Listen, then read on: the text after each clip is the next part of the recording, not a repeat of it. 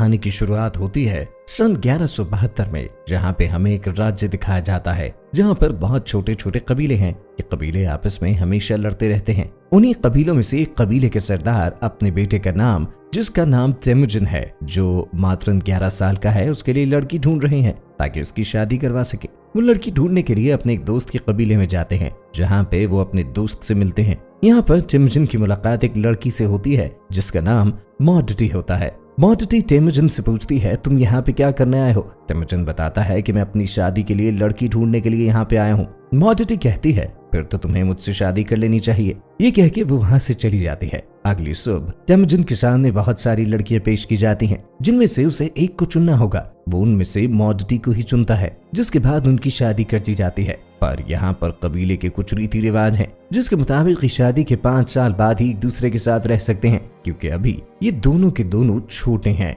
Temujin जाने से पहले मॉडटी को अपना एक लॉकेट देता है और कहता है, मैं जल्द ही तुम्हारे पास आऊंगा। इसके बाद वो अपने पिता और उनके साथियों के साथ यहाँ से निकल जाता है। सफर लंबा होता है, इसीलिए रास्ते में एक जगह आराम करते हैं। इनसे कुछ ही दूर एक और कबीला होता है जो वहाँ पे आराम कर रहा है। वो कबीले वाले तेमुजिन के पिता के लिए दूध का एक प्याला भेजते हैं। ये इस बात का संकेत होता है कि आपस में दोस्ती चाहते हैं। तेमुजिन के पिता भी उन्हें बदले में दूध का प्याला भिजवाते हैं। इसके बाद तेमुजिन के पिता दूध का प्याला पीने ही वाले होते हैं कि उनका साथी कहता है कि पहले आपको इसे किसी और को पिलाना चाहिए। तेमुजिन के पिता उसकी बात नहीं मानते। वो दूसरे कबीले वालों का भरोसा जीतना चाहते हैं, इसीलिए वो सारे के सारा दूध पी लेते हैं। इसके बाद जब वो घोड़े से थोड़ा सा आगे जाते हैं, तभी वो घोड़े से गिर जाते हैं। उनकी मौत होती है। इसका मतलब ये है कि दूध के प्याले में जहर था। अब यहाँ पर तेमुजिन के पिता के जितने भी लोग हैं, वो उनकी बॉडी को भी यहीं छोड़कर चले जाते हैं, क्योंकि उनकी खुद की जान को खतरा होता है। वहीं तेमुजिन के पिता का जो लेफ्टिनेंट होता है, वो तेमुजिन के पिता के सभी सारे जानवरों पर और साथ ही साथ उनके लोगों पर अपना अधिकार साबित करता है। वो खुद को लीडर घोषित करता है और इससे तेमुजिन की मॉम को गुस्सा आता है। वो कहती है कि एक दिन मेरा बेटा बड़ा होकर तुमसे बदला जरूर लेगा। लेफ्टिनेंट इस बात से डर जाता है क्योंकि वो जानता है ऐसा हो सकता है, इसीलिए वो तय करता है कि वो तेमुजिन को मार देगा। लेकिन यहाँ पर रिवाज है कि छोटे बच्चों को और औरतों को नहीं मारा जाता, इसीलिए वो तेमुजिन को एक पहिए से नापता है। अगरचे वो पहिए से बड़ा हुआ तो उसे मार दिया जाएगा, पर तेमुजिन पहिए से छोटा होता है, इसीलिए उसे छोड़ दिया जाता है। पर जाने से पहले लेफ्टिनेंट कहता है, मैं अगले साल दोबारा आऊंगा और तेमुजिन को मार दूंगा। अब तेमुजिन के पास 1 साल है, क्योंकि 1 साल के वो पहिए से बड़ा हो जाएगा। उसे अपनी जान बचाने के लिए यहाँ से जाना होगा, इसीलिए बर्फीली ठंड में वो यहाँ से चला जाता है। उसे अपने पिता की एक बात याद आती है, जब उसके पिता ने बताया था कि पहाड़ों और उनके देवताओं के मंदिर हैं जो उनकी रक्षा करते हैं। अब जबकि तेमुजिन को एक झील पार करना होती है जो बर्फ से पूरी तरह से जमी है। जब वो उसे पार कर रहा है, तभी बर्फ टूट जाती है और वो पानी के अंदर गिर जाता है। इससे पहले कि उसकी जान जाती, यहाँ पर एक बच्चा आकर उससे बचाता है और अपने साथ ले जाता है, जहाँ पर उसका एक भाई भी होता है। तभी वो तेमुजिन को दूध का एक प्याला देते हैं, जिसमें से ये अपना रक्त डालते हैं और तेमुजिन से कहते हैं, तुम इसे पी लो। तेमुजिन इसे पी लेता है। इसके बाद कहते हैं कि अब तुम हमारे ब्लड ब्रदर हो, यानी अब हम तीनों भाई भाई हैं। धीरे धीरे वक्त बीतता और कई माह बीत जाने के बाद लेफ्टिनेंट एक बार फिर से तेमुजिन को ढूंढ लेता है। वो उसे बंदी बनाकर अपने साथ ले जाता है। एक बार फिर से उसकी लंबाई नापी जाती है पहिए से, लेकिन अब भी वो तेमुजिन से छोटा होता है। पर लेफ्टिनेंट तय करता है कि वो अब उसे छोड़ेगा नहीं, जब तक वो बड़ा नहीं हो जाता उसे बंदी बनाकर साथ रखेगा। वो तेमुजिन के गले में हमेशा लकड़ी का एक फंदा बनाकर रखता है। यहीं पर एक आदमी है जो हमेशा तेमुजिन को खाना खिलाता है, उसका ध्यान रखता है, उसके जख्मों को साफ करता है। दरअसल ये चाहता है कि तेमुजिन यहाँ से निकल जाए, लेकिन ये उसे ऐसे नहीं निकाल सकता, क्योंकि हमेशा लोग आसपास होते हैं। लेफ्टिनेंट कई बार उसकी हाइट नापता है, लेकिन तेमुजिन अब भी छोटा है। एक दिन यहाँ पर बहुत जोर से बारिश होती है। सब अपने अपने खेमों में चले जाते हैं और उस दिन उस आदमी को मौका मिल जाता है। वो तेमुजिन को आजाद करता है और कहता है, तुम यहाँ से निकल जाओ।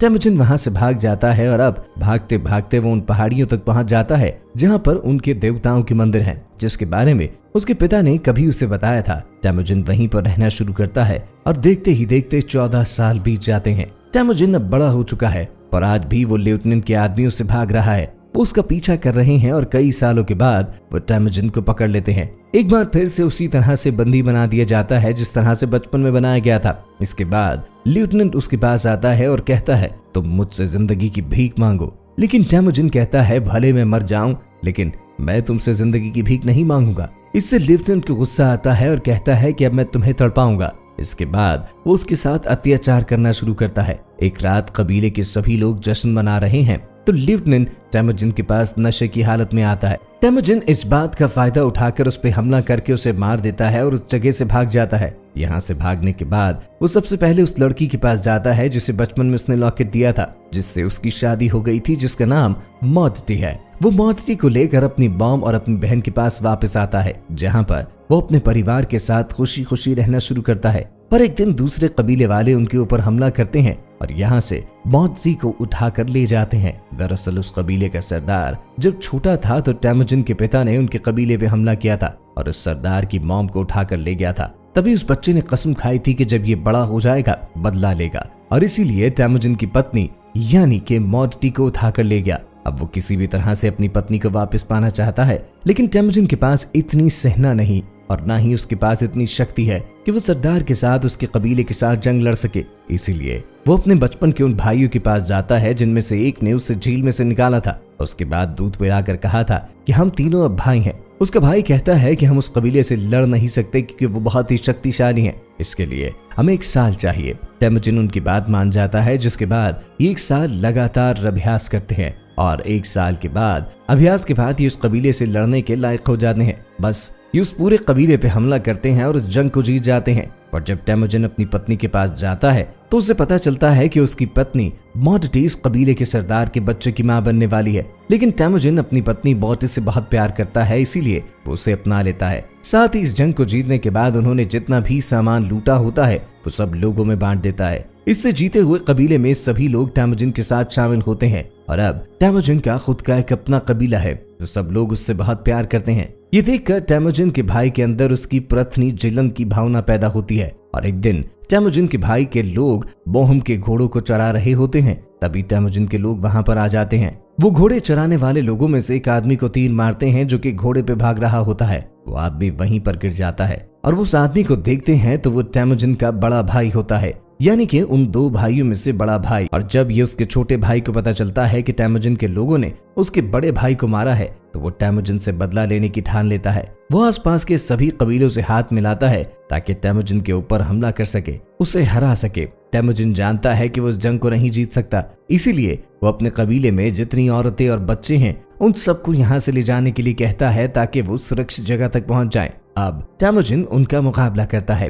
टेमुजिन इस जंग को हार जाता है। उसके बाद टेमुजिन को बंदी बना लिया जाता है और टेमुजिन का भाई उसको मारता नहीं बल्कि उसे दूसरे कबीले को देता है, जो टेमुजिन को बंदी बना के दूसरे शहर ले जाते हैं ताकि उसे बेच सके। पर टेमुजिन को कई दिनों तक कोई नहीं खरीदता। एक दिन वहां पर एक राजा आता है जो टेमुजिन को खरीदता है और अपने शहर के बीचों बीच पिंजरे में कैद करता है। यहाँ पर सब के सब लोग टेमुजिन के ऊपर हंसते हैं। यहीं पर एक भदीस मोम्स भी होते हैं जो बार बार टेमुजिन के पास आते हैं और उससे बात करते हैं, जिससे उन्हें पता चलता है कि टेमुजिन के अंदर पोटेंशियल है, वो आगे चलकर कुछ बड़ा काम करेगा। टेमुजिन ने एक दिन अपना बोन लॉकेट उस मोम को देता है। ये वही लॉकेट होता है जो उसने बचपन में अपनी पत्नी को दिया था और कहता है कि तुम इसे मेरी पत्नी तक पहुंचा सकते हो। और मोम कहता है मैं पहुंचा दूंगा, लेकिन तुम वादा करो जब तुम इस जगह पे कब्जा करोगे तो यहाँ पर जो हमारे लोग हैं यानी कि जितने भी मोमस हैं उन्हें हमेशा के लिए अलग कर दोगे, उन पर किसी भी तरह का जुल्म नहीं होने दोगे। टेमुजिन उससे वादा करता है कि मैं ऐसा ही करूंगा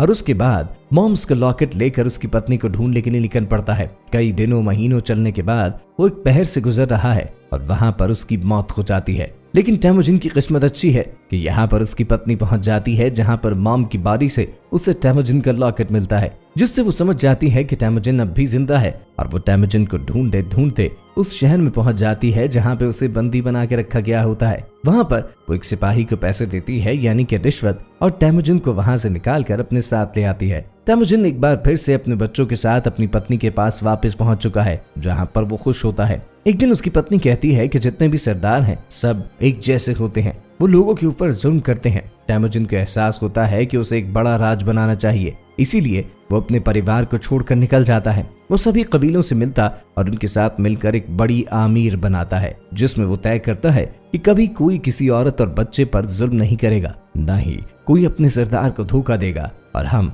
मरते दम तक लड़ेंगे। और सन 1196 में वो अपनी बड़ी आमीर बनाता है, लेकिन अब भी वो राजा नहीं बनता क्योंकि उसके सामने एक और सेना होती है जो कि उसके भाई की है। हालांकि टेमुजिन अपनी आमिर के लिए अपने भाई से लड़ना नहीं चाहता, लेकिन अब उसके पास और कोई ऑप्शन नहीं। इन दोनों सेनाओं के बीच में एक भयानक जंग होती है जिससे टेमुजिन जीत जाता है, लेकिन वो अपने भाई की सेना के जो पकड़े हुए सैनिक होते हैं उनको मारता नहीं बल्कि उन्हें भी अपनी सेना में शामिल करता है। जबकि अब से पहले रूल ऐसा हुआ करता था कि पकड़े हुए सैनिक को मार दिया जाता था। वो अपने भाई को भी पकड़ लेता है लेकिन उसे बंदी नहीं बनाता बल्कि उसे छोड़ देता है और 1206 आते आते वो पूरे मंगोर का राजा बन जाता है, जिसके बाद तेमुजिन को चंगेज खान के नाम से जाना गया। हालांकि उसने पूरी दुनिया पर राज किया, लेकिन चंगेज खान एक बहुत ही गुरु इंसान था जिसने हजारों लाखों बेगुनाह लोगों को मारा, जो कि इंसानियत के लिए एक शर्म की बात है। तो ये थी पूरी कहानी फिल्म बंगोर की। उम्मीद करते हैं ये कहानी आपको पसंद आई होगी।